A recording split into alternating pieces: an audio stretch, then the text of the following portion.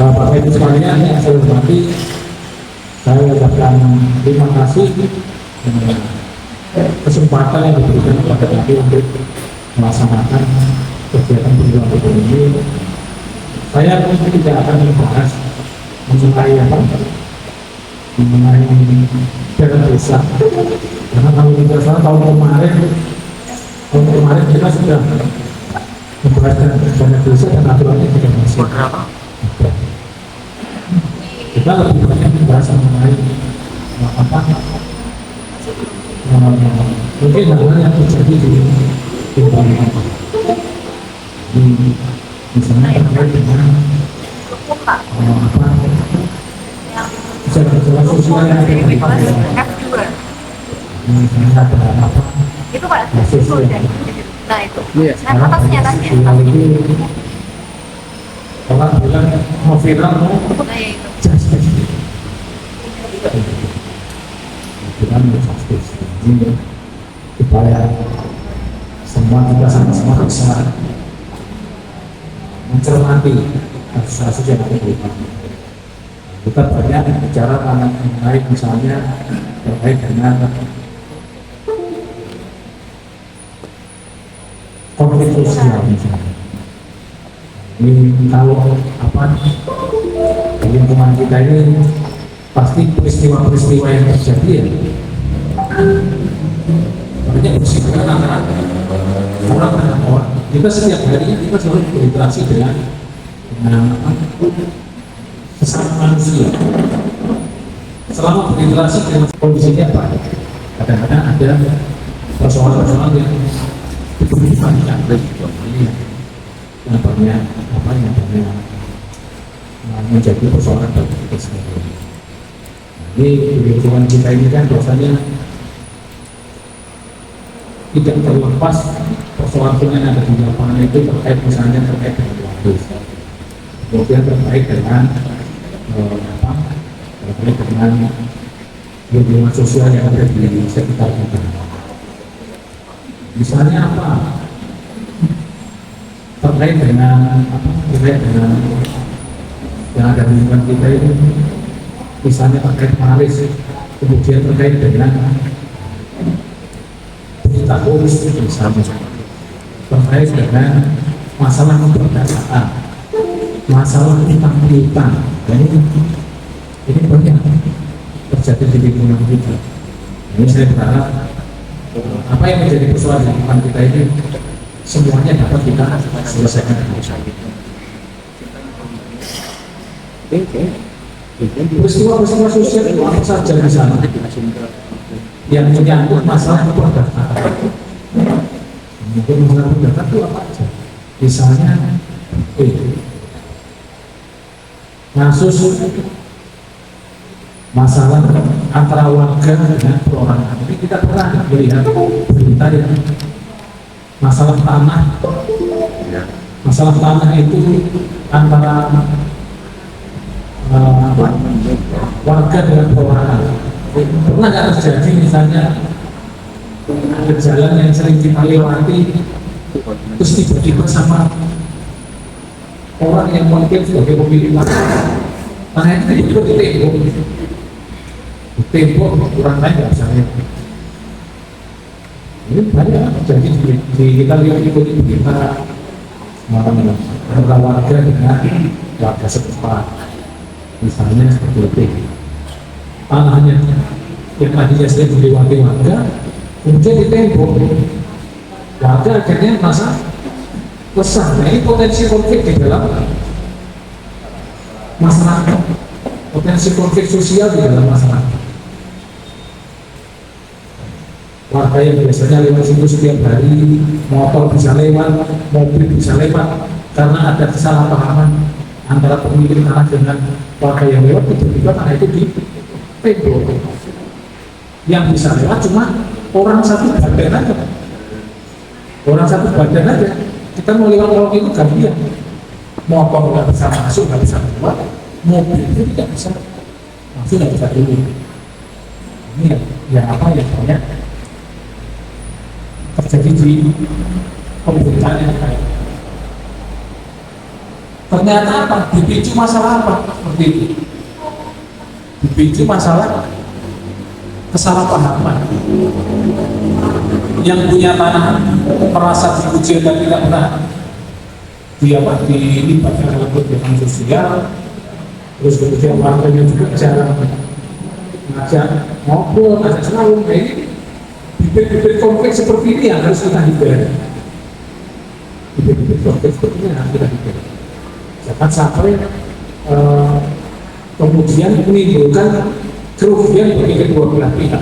Warga yang sering akses lewat situ tidak bisa lewat, kemudian warga yang menimbul itu kemudian juga dikucilkan oleh masyarakat di situ. Ini apa? Kejadian contohnya di Ponorogo. Sampai bupatinya turun tangan, Forkopimdanya turun tangan.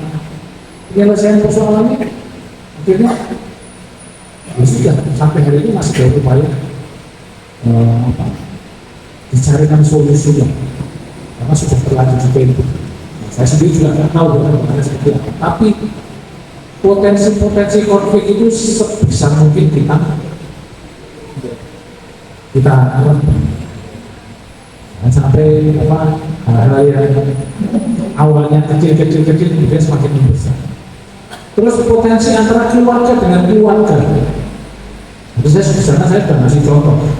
Ada keluarga yang sama-sama menerima warisan, satunya dapat anak di depan, satunya dapat anak di belakang. Yang adiknya di belakang mau bangun rumah, minta kepada kakaknya bahwa dikasih akses buat motor atau mobilnya bisa masuk, bisa lewat, misalnya itu. Kemudian tidak dikasih, alasannya adalah butuh duit. Ya, misalnya seperti itu. Nah, adiknya mau bangun rumah di belakang, aksesnya nggak ada. Terus gimana solusinya, Pak? Solusinya kira-kira gimana? Kalau kita meminta, misalnya orangnya di depan tanah kita meminta supaya dia memberikan space untuk memberikan tanahnya buat akses kita. Lalu yang jelas pasti kalau kita meminta dia dengan sukarela membeli, pasti tidak mau. Tidak mau. Kita mau membeli, ternyata dia tidak mau melepas. Udah kita beli aja, Bu, kita beli aja berapa? Panjangnya dari depan ke belakang, misalnya 15 meter. 15 meter perseginya, dia masak. Kita patok dengan harga sekian, tapi dia nggak mau melepaskan. Caranya gimana? Kalau ternyata yang bersangkutan yang punya tanah nggak mau melepas, dia kan nggak mau melepas.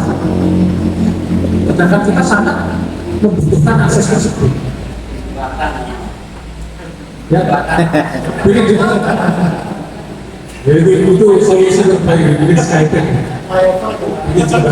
Tapi begini, masalahnya di tanah kita, di atas tanah kita ini sampai ke atas itu. Batasnya kan juga masih masuk uang kita, kan di jembatan juga nggak bisa. Kita memantau. Ya. Dinikahkan ya. Ada itu dinikahkan. Kalau saudara masuk mau nikah, tidak bisa. Kalau saudara dengan saudara tidak bisa. Memang kan, Pak. Kalau tadi tidak di jembatan itu mungkin, tapi masalahnya batas ruangan itu bukan hanya di tanah, Pak. Sampai ke atas juga masuk batas ruang kita kan. Itu terus solusinya gimana? Dimungkinkan melakukan? Nggak tahu.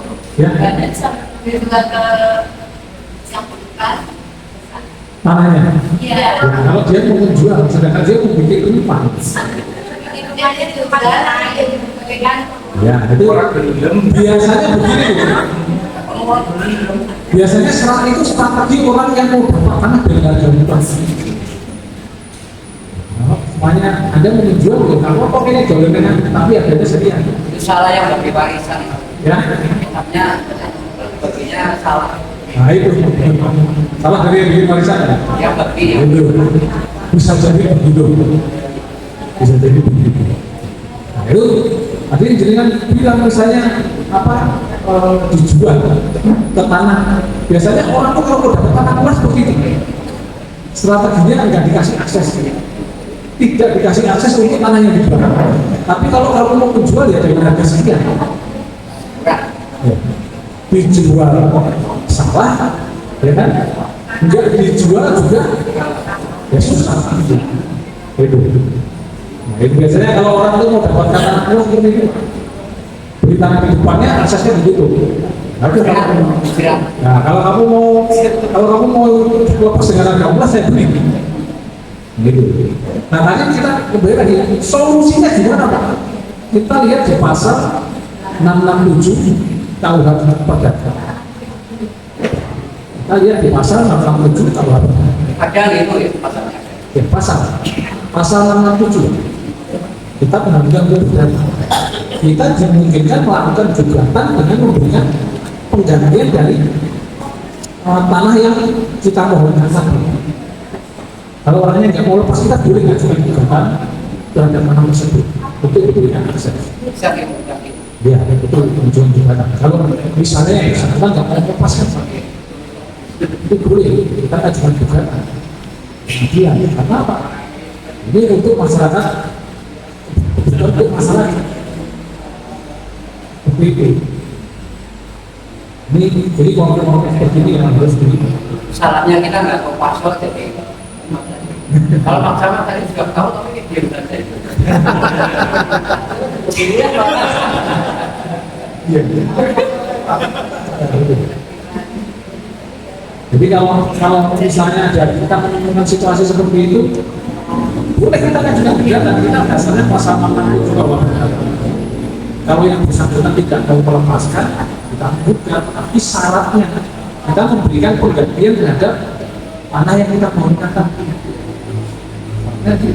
Syaratnya biasanya apa? Di situ kan kita lihat di NJOB-nya berapa, harga jualnya berapa, ya kan ada masalah situ berapa, baru nanti kita melacak ke pengadilan. Kalau misalnya di lingkungan kita di sini, ini apa sih dua ya? Kalau misalnya di sini dua terjadi situasi seperti itu, seperti itu. Itu biasanya kalau masalah akses, kalau udah bongkar itu sudah mulai nggak mau-mauan. Konflik tetangganya untuk akses jalan tersebut. Itu solusinya ya kita nggak coba pasal 667. Maaf ini kamu saya ingat sedikit. Kalau bukan anaknya ditutup begitu, soal ditutup, kegiatannya dibangun. Itu nggak boleh karena di atas masuk. Jadi kalau di atas masuk, yang misalnya itu kemudian bisa mengganggu lingkungan setempat, misalnya terus mampet kemudian banjir, itu tidak boleh. Apalagi di atas pasir. Biasanya sungai selokan itu apa? Selokan itu kemudian ada yang dicor gitu. Kemudian dibangun rumah di atas pasir itu tidak boleh. Di atas pasir itu tidak boleh. Ada bangunan. Cara bongkarnya itu gimana? Laporkan aja ke pemerintah setempat. Laporkan ke pemerintah setempat. Misalnya ke Satpol PP gitu kan. Nah itu ada aturannya Pak, perda mengenai tata ruang itu pasti ada.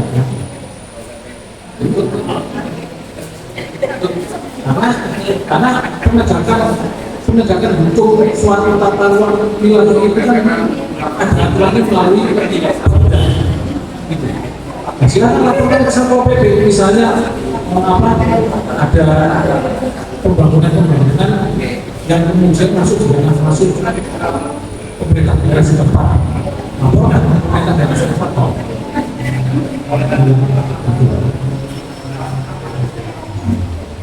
Misalnya apa lagi?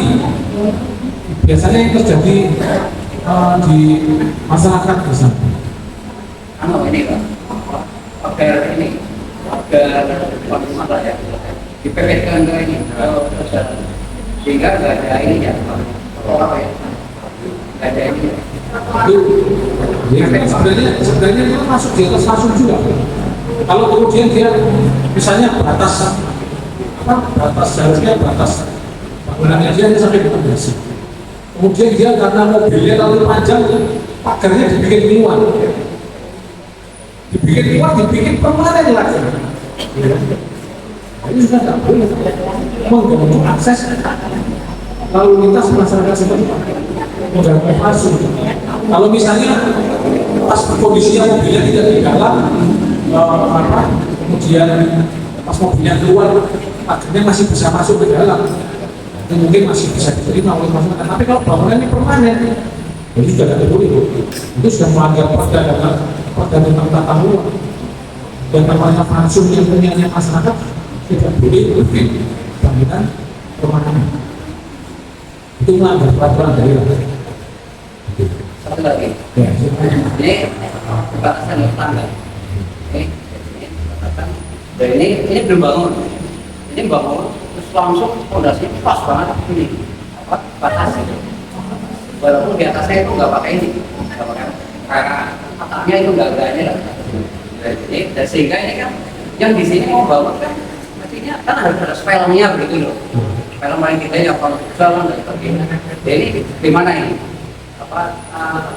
Singkat ini ya seandainya nggak ada yang tetangganya ini yang bangun dipepetkan begitu. ya sebenarnya kalau masih di atas fondasi pemilik rumah kan sebenarnya nggak masalah. Cuma kan yang tidak boleh gini Pak, kalau tiris hujan ini jatuhnya ke rumah tetangga. Jatuhnya ke kalangan. Ya, makanya kalau yang berbatasan dengan rumah orang, sebisa mungkin tirisnya itu dibuatkan talang yang tidak melewati batas rumah seseorang. Nah, kan kadang ada orang yang nggak pakai talang, terus hujan, air hujan itu jatuhnya ke rumah tetangga.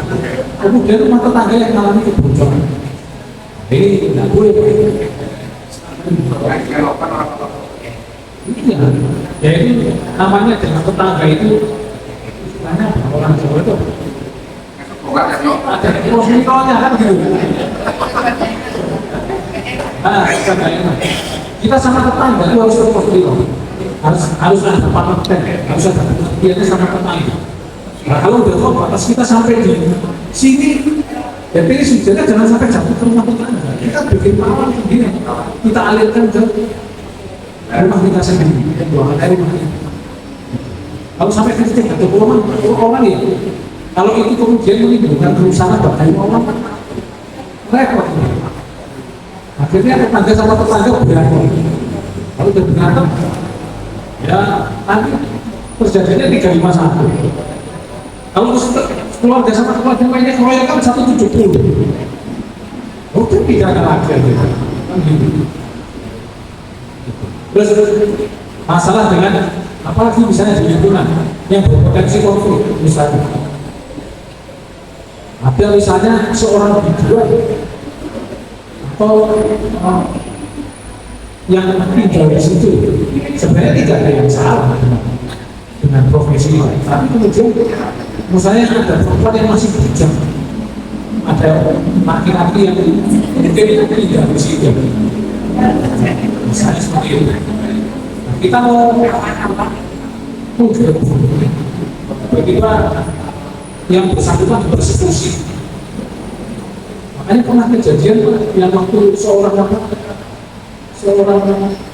perempuan datang ke kosannya pacarnya laki-laki ngantar makanan, padahal pintunya tidak ditutup, hanya tertutup sedikit.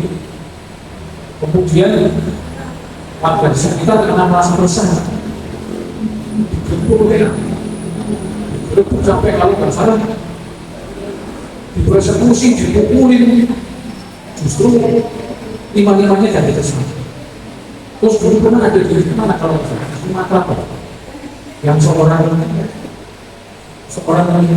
profesinya sebagai seorang penyanyi, kemudian diseret ke dibawa ke pantai kau ya, terus di dalam cuma pakai celana dalam, dia diseret ke pantai, dipersekusi, udah gitu di video diviralkan. Itu kan pertama melecehkan orang tersebut. Kemudian videonya diviralkan kemana-mana, orangnya dipersekusi, mungkin mengalami penganiayaan. Justru yang menggeruduk ini jadi tersangka, melakukan persekusi, melakukan pembulian, melakukan perundungan. Bisa jadi dalam proses pembulian perundungan ini ada kekerasan fisik yang dilakukan. Tidak ada yang salah dengan profesi ini. Mau dia seorang youtuber, dia seorang penyanyi, tidak ada yang salah selama dia tidak mencuri, ya, dia tidak mengganggu lingkungan, tidak ada yang salah. Yang salah ini adalah kita menanggapinya berbeda. Sepanjang orang itu mentaati norma-norma yang ada di situ, ya, kita tidak boleh melakukan justifikasi. Sepanjang norma-norma kehidupan lingkungan sosial itu dijunjung. Dan masyarakat ini terprovokasi dengan informasi yang tidak benar. Orang itu begini, orang itu begitu. Informasinya belum tentu benar, tapi karena kita ini terprovokasi dengan cerita yang tidak benar, ada informasi yang tidak benar, kita belum cek kebenarannya seperti apa, kita maju, kita respon. Akhirnya apa?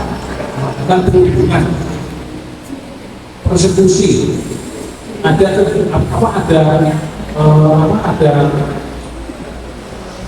kekerasan. Kekerasan itu kan ada kekerasan verbal, ada kekerasan fisik kan gitu. Tapi ini lingkungan seperti ini di lingkungan kita sebesar mungkin harus ditaati. Kita harus menjunjung tinggi. Jadi sampai Oh ini, oh iya, Pak. Terima kasih, Pak. Terima kasih. Nanti kalau masih saya beri. saya senang gitu. Materinya senang saya. Oh.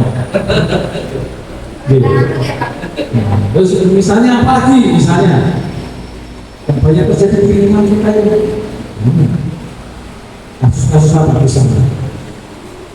Perkawinan.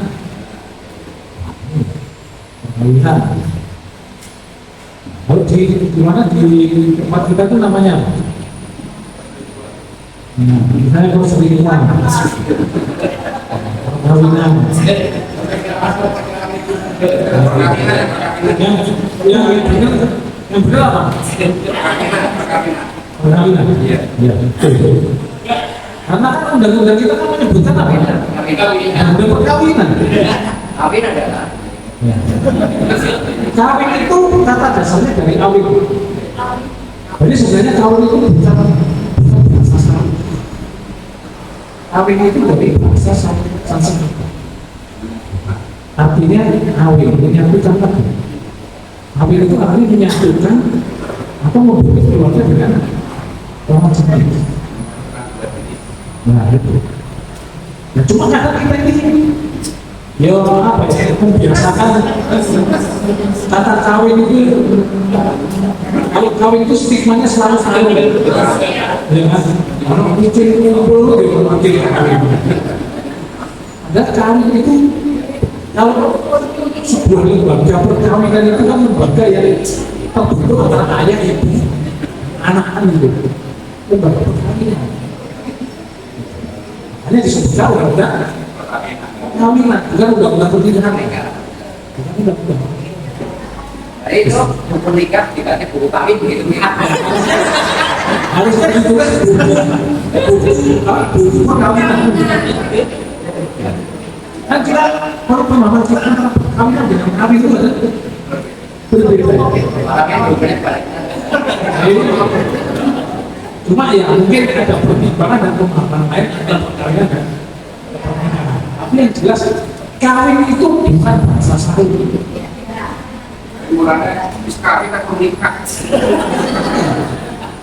Kalau ada orang ngomong kawinnya sudah, nikahnya belum. Sedangkan kawin itu bahasa ini ya bahasa hukum, bahasa undang-undangnya itu disebutkan undang-undang.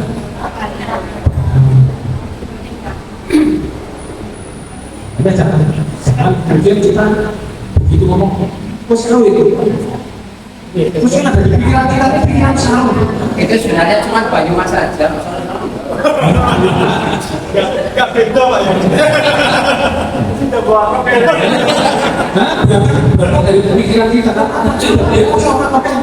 apa kucing kawin aduh enggak ada itu kucing kawin itu enggak ada dan begitu kawin karena kawin itu bisa lucu orang konsumen pertama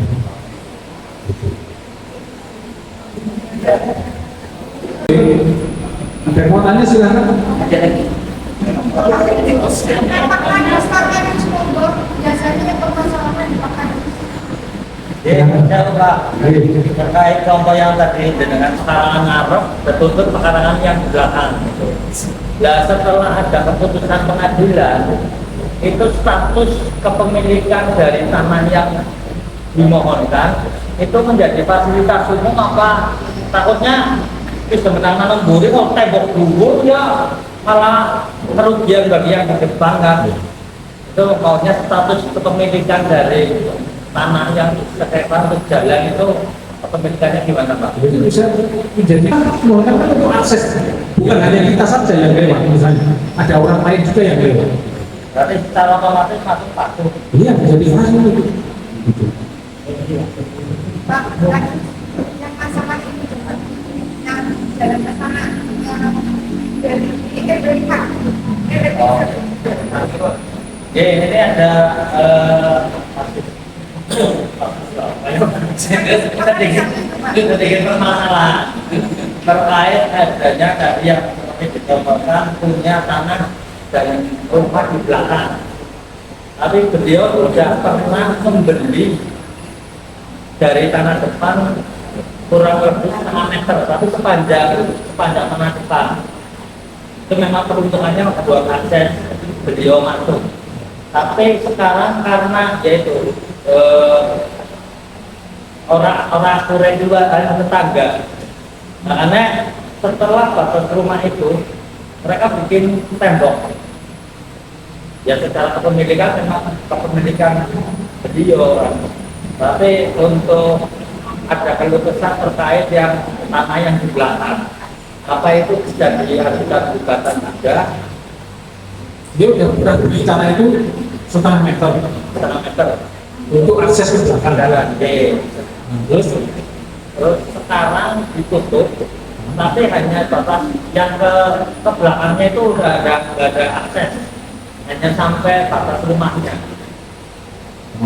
Ada tanah itu jumlahnya gede, tapi sama yang depan ditutup. Bukan yang di depan, tapi yang di belakang. Oh ditutup sama yang belakang. Berarti kan yang rumah pekarangan yang belakang nanti kan sudah nggak ada aksesnya gitu.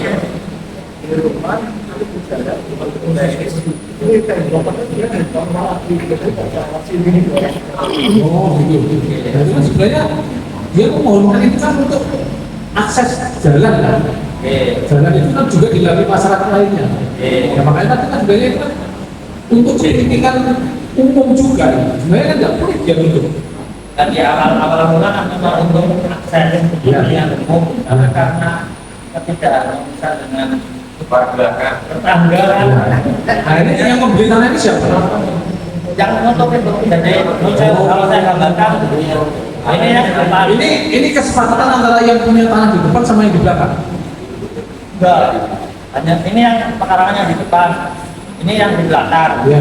Dan ini beli setengah meter Lebarnya. lebarnya, Ya. tapi sepanjang tanah ini. Iya. Pada tanah ini, batas rumah ini kan sampai sini. Ya. Padahal akses jalannya kan masih ke sini, rumahnya di sini tembok. Di tembok. Ya, Itu tanahnya masih hitung tanahnya dia. masih tanahnya dia. Cuma akses ke belakangnya yang tertutup. Itu sama dengan kejadiannya yang saya jelaskan di Ponorogo tadi. Karena itu masih tanahnya dia. Makanya kalau dia nutup ya sebenarnya secara formil secara hukumnya memang tidak ada yang salah dengan dia menutup tanah tersebut. Tapi kan etika sosialnya kan kemudian kan dia mengorbankan orang lain. Nah itu etika sosialnya kan di belakang itu ada orang yang satu-satunya akses lewat situ. Makanya dari kendala Polda ya memang secara hak apa yang tadi saya dengan sampaikan kan kepunyaan ini kita nggak bisa semena-mena hanya memohon kan kayak gitu. Makanya gini Pak, tadi yang saya sampaikan pasal 667 itu, kalau yang bersangkutan kemudian nutup dan mau ngasih akses, warga itu bisa juga gugatan pasal 667 untuk supaya diberikan jalan sebagai akses. Cuma itu tadi warga harus sepakat memberikan ganti dari harga tanah yang nanti digugat tersebut. Jadi berarti yang di belakang bisa mengajukan persyaratan. Bisa, boleh. Karena untuk kepentingan masyarakat luas. Sekarang gampangnya gini, kalau misalnya itu tanah itu ditutup, ada warga yang sakit, kemudian butuh penanganan evakuasi dari daerah itu dengan cepat. Kira-kira itu dipikirkan nggak sama yang itu? Orang yang mau dibawa ke depan ini kan nggak mungkin disuruh jalan sendiri misalnya orang yang sakit. Ya, etika sosial itu kita harus utamakan. Kalau ada warga yang nantinya sangat membutuhkan akses tersebut, ya meskipun itu tanah kita, ya paling tidak kan kita ada pengertiannya dengan warga yang lain. Nah kalau itu ditutup terus nggak ada akses yang lain, ya kan? Atau bisa ada akses cuma jalan setapak tapi lewat tengah sawah ya? Apa kita mau gotong orang lewat tengah sawah kemudian aksesnya jauh? Terus kita akhirnya nginjak padinya orang misalnya. Terus misalnya ada yang misalnya ada orang tua dari situ yang meninggal. Dan masa pendosa itu gotong lewat sawah. Kita nginjak padinya orang kan gitu. Nah itu etika dalam lingkungan sosial itu kita harus utamakan. Sudah disampaikan bahasa sosialisasi karena manusia kan makhluk sosial, tapi yang nggak mempan. Ya itu. Itu makanya kalau memang seperti itu tadi saya sampaikan, kalau akses itu kemudian jadi ya sudah, jangan ada gugatan. Pakai pasal 667 juga kita boleh melakukan gugatan untuk kita minta akses tersebut dengan memberikan ganti biaya dengan asal dari tanah yang kita mintakan. Ada pasal 667. Ada yang lain lagi? Ada yang mau bertanya lagi? Ini kalau apa masalah dengan perkawinan atau perselingkuhan, penulis paham. Ini tentang kasus saya sendiri Pak. Bukan perkawinan, ini Pak. Saya punya mobil disewa, ya, disewa, teman saya sewa, tapi dipakaikan ke pihak kedua teman. Saya tahunya yang pintarnya itu, tapi nyatanya dipakai oleh orang lain, terjadi kecelakaan. Nah, setelah itu rembuk damai dan siap untuk mengganti. Dari itu kerugiannya sekitar 57 juta. Sudah buat surat pernyataan.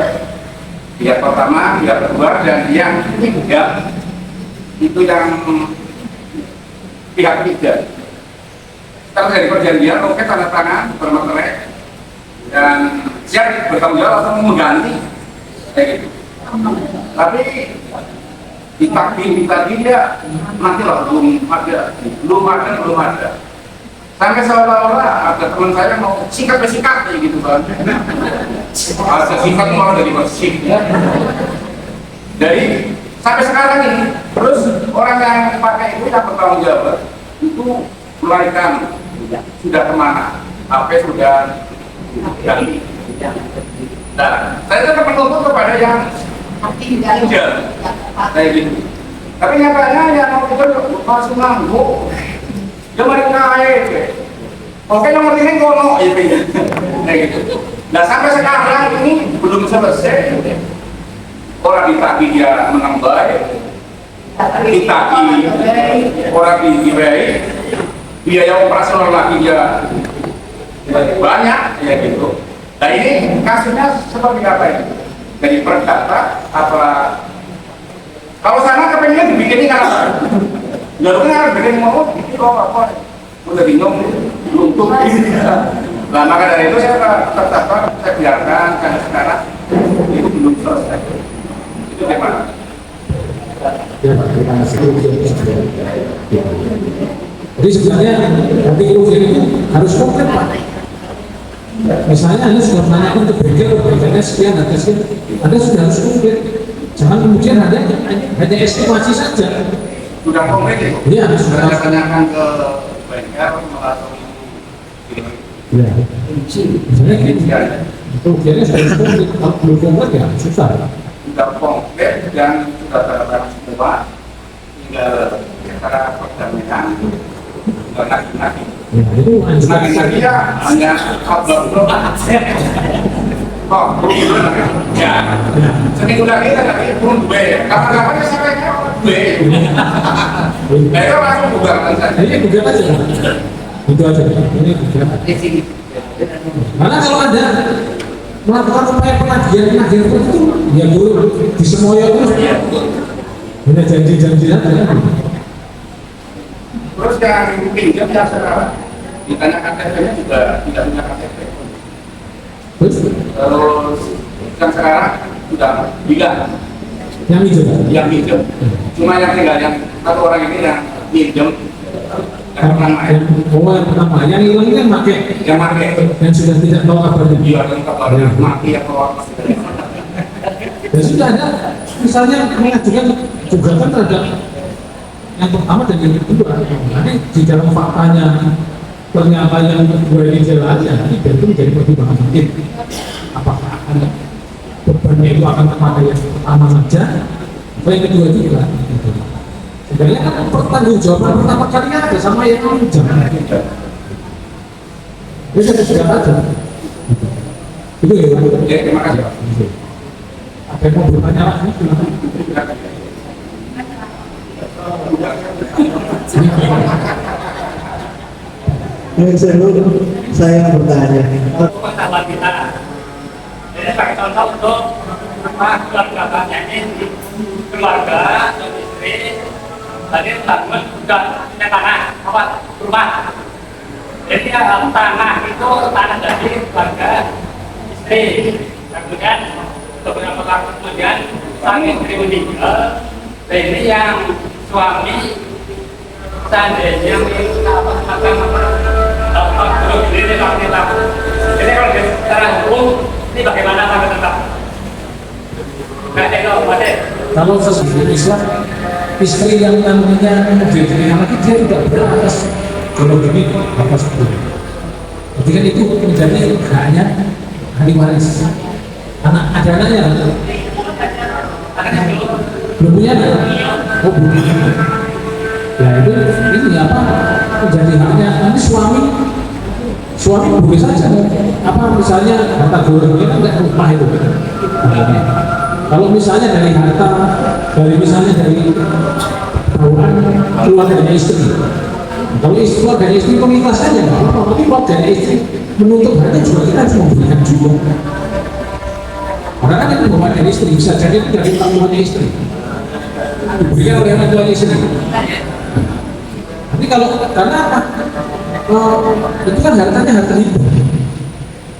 Harta hibah dari keluarga istri. Kalau misalnya keluarga istri meminta lagi ya boleh-boleh saja. Tapi misalnya dari keluarga itu sudah mengikhlaskan, bala itu diserahkan kepada suaminya. Yang namanya kebudayaan itu harta itu berdasarkan kesepakatan. Kalau misalnya mau diserahkan ke suaminya juga boleh, mau diambil lagi juga, mekanismenya juga ada. Tergantung kesepakatan. Intinya boleh boleh saja minta apa yang dikerjakan begitu berarti. Namun mungkin istri yang pertama dan yang kedua. Pertama, Yang meminta siapa? Suaminya. Yang meminta tadi siapa? dari suaminya. Ya suaminya. Ya kalau suaminya yang meminta kan boleh-boleh saja. Kalau artinya dari pihak keluarga ini merasa udah nggak apa silakan aja. Dia tidak berkata, tapi istrinya kan nggak boleh menuntut mau dikasih atau tidak. Karena itu kan harta bersama dengan suaminya yang istri yang istri sambungnya kan nggak boleh memaksa gitu. Anda nggak boleh memaksa. Misalnya ada kesepakatan dengan keluarga istri, ya boleh saya serahkan kamu, tapi kamu tidak boleh menyerahkan kepada istrinya itu. Nanti misalnya ada kesepakatan dengan keluarga besar istrinya misalnya. Kalau ada hilang ya turun aja. Apa itu turun aja? Turun aja. Nanti ini adiknya lagi. Bukan itu ya? Adiknya si istri. Iya, tapi ini kasusnya turun aja nggak? Saya pikir kasus turun aja. Kalau kita supaya jangan hilang ya. Iya. Nanti ini adiknya. Iya, kalau misalnya kasus turun aja, nggak apa-apa. Adiknya. Itu harga kakaknya kan gitu. Iya, iya.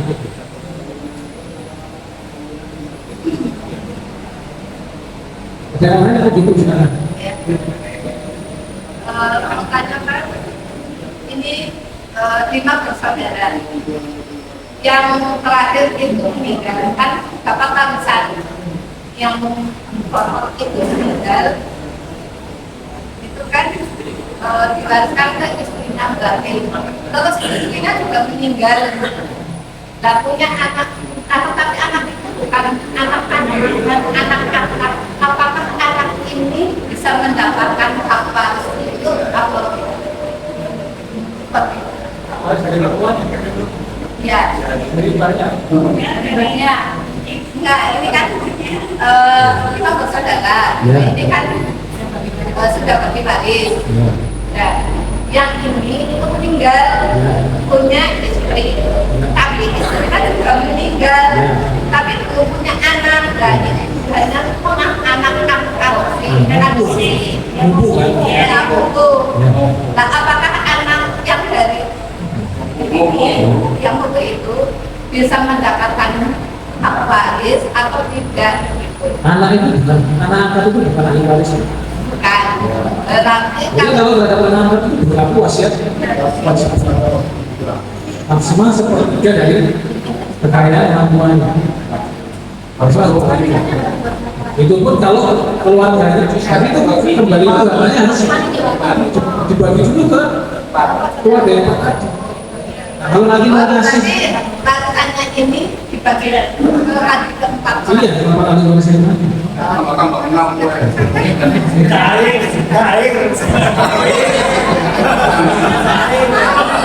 ya lu lagi tingkat ya.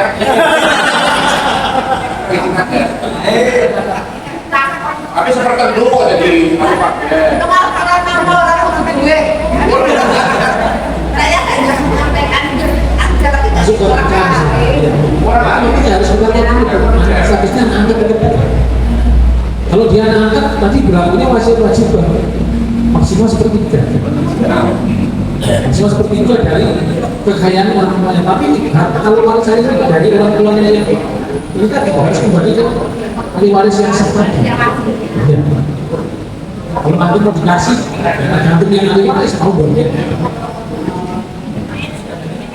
Gitu ya. Tapi hibah itu hukumnya wajib apa? Yang seperti itu wajib diberikan ke anak-anaknya atau enggak?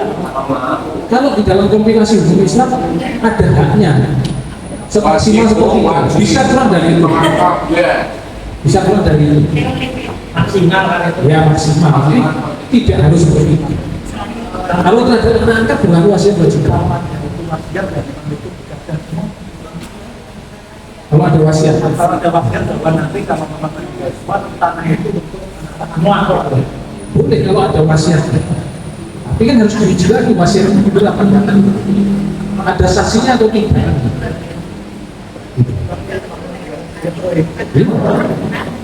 Harus diuji lagi kalau wasiatnya itu benar atau tidak, apakah kemudian ada pendapat dari ahli waris lain atau tidak, itu harus ada kesepakatan antara ahli waris. Harus ada kesepakatan antara ahli waris dan anak-anak. Itu sama ahli waris lainnya. Maaf, biar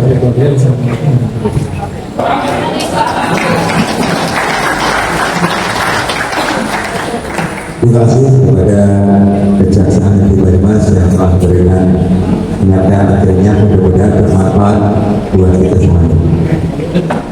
Dengan mengucap syukur alhamdulillah acara penyuluhan hukum Desa Setiabuah